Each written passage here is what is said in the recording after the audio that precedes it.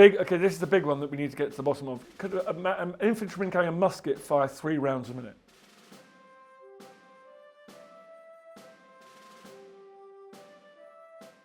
What is the weirdest place you've done a book tour or where your books are sold well and you've gone and done an appearance there? Probably Rio de Janeiro, which was wonderful, absolutely wonderful. I mean, for some strange reason, the Brazilians are very, very fond of Bernard Cornwell's books. Do you show anyone your Sharpe manuscripts before they're sent to the publisher? Yeah, my wife. And Judy's not really that keen on warfare and military history. And I heard a friend of hers say, "Do you read Bernard's books?" And she said, "I skip the battles." And I shouted out, "It's a bloody quick read, darling, isn't it?" But she does read them loyally. Good advice? Yeah, if she says, "I didn't understand that," I'll go back and look at it, so yes.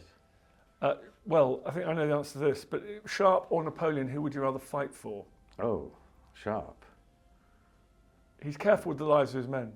Yes, unlike Napoleon.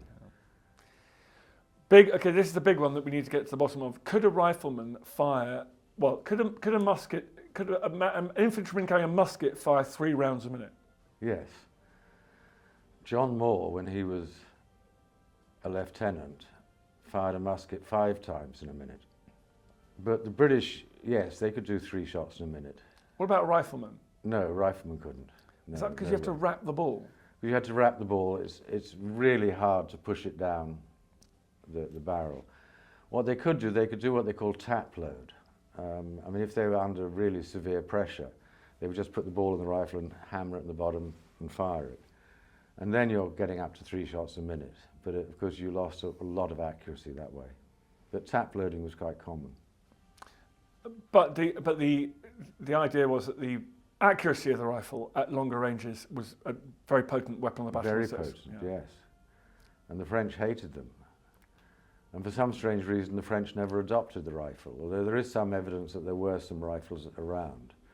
But they never deployed them on the battlefield the way the British did.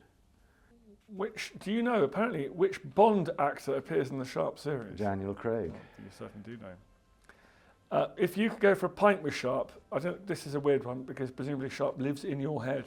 If you go for a pint with Sharpe, what would you ask him? To forgive me, probably. For beating him up a lot, yes, sending him on other campaigns. Yes. If you could be a fly on the wall at any event in history, what would it be and why? Well, there's 2. I mean, one I actually would quite like to be a fly on the wall at Waterloo.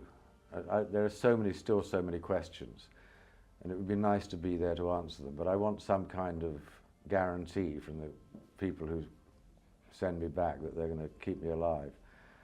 But I certainly would quite like to see Waterloo. What particular question do you want answered there? Well, what time did it start? Yes, good one. Would be a very good one. And the other one is, what formation did the Imperial Guard use in their attack? Was it a column or was it square? So, I've read a lot of tiresome things about that. Yeah, it's very tiresome.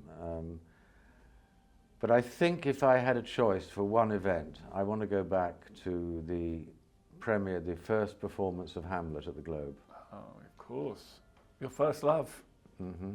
Treading the boards and Shakespeare. Yeah, and see Shakespeare himself come on as the ghost. And do we know who did that, did he? Yeah, we know he played the ghost, yes. We know quite a lot of that. He played Peter Quince in The Dream, the ghost.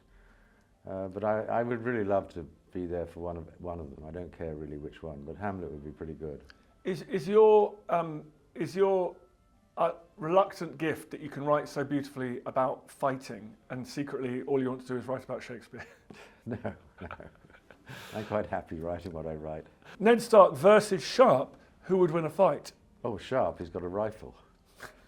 There you go. Okay, this is a good one. In Wellington's army, would you rather be a cavalryman, infantryman, or artilleryman? Oh, infantry. Even though it's a dangerous business. They're all dangerous. Yeah. Feel free not to answer, this one says. How many more Sharpe novels do you think we're going to be lucky enough to get? At a guess, 3. 3 more? That's a guess. Might be 4, it might be 1, might be none.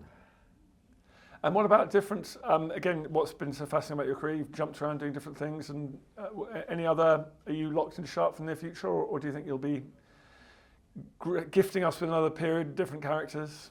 I hope so. Okay. I mean, I'm not dead yet. Wow. I feel like it sometimes, but I'm not there yet. Busy man, that pen, that word process is going to be smoking. I hope so. We hope so too. Thank you very much, Bernard Cornwell. Thank you, Dan. Welcome to the History Hit YouTube channel, which we are relaunching. We've got all the best exclusive content going straight onto this History Hit YouTube channel. And you can find out, for example, why on earth I'm standing at the top of this mast. You should probably subscribe.